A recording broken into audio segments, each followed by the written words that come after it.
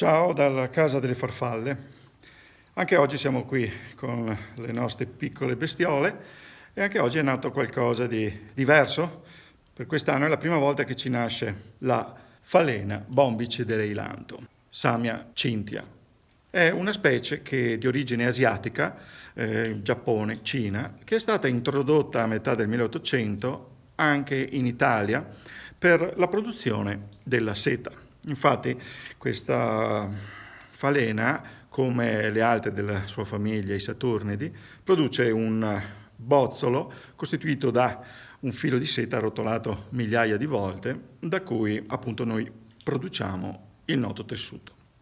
In effetti lei rappresenta una specie aliena che si è naturalizzata nel nostro paese. Non crea particolari danni allo stadio di larva. Quello che crea invece tanti danni è la pianta che abbiamo introdotto sempre dall'Oriente, che è la pianta nutrice di questa specie, l'ailanto. L'ailanto è una pianta infestante che ormai è diffusa in tutta Europa. Purtroppo si sta sviluppando ormai da decenni a scapito di altre specie autoctone, cioè altre specie che invece fanno parte da sempre della nostra flora. Il problema degli alieni è un grosso problema in Italia perché abbiamo introdotto centinaia e centinaia di specie che non sono originarie dell'Italia e questo purtroppo ha portato alla scomparsa di altre specie autoctone, appunto, quindi che facevano parte del nostro patrimonio biologico. Il problema degli alieni è un problema che spesso diventa impossibile da risolvere. Non elimineremo mai l'ailanto.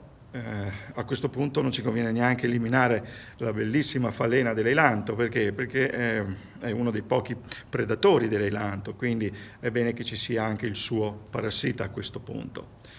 Ogni anno in primavera, quando cominciano a volare le samia, qualcuno ci chiama perché vedendo questa falena attaccata magari sul muro di casa propria pensa che sia una specie esotica, ma allora ci chiamano per chiederci se c'è scappata qualche farfalla dalla casa delle farfalle. E sappiate che se un giorno trovate una bellissima falena dell'eilanto vicino a casa vostra, è ormai un fenomeno assolutamente naturale. Diciamo pure che abbiamo adottato questa specie che in questo caso è anche una gran bella specie.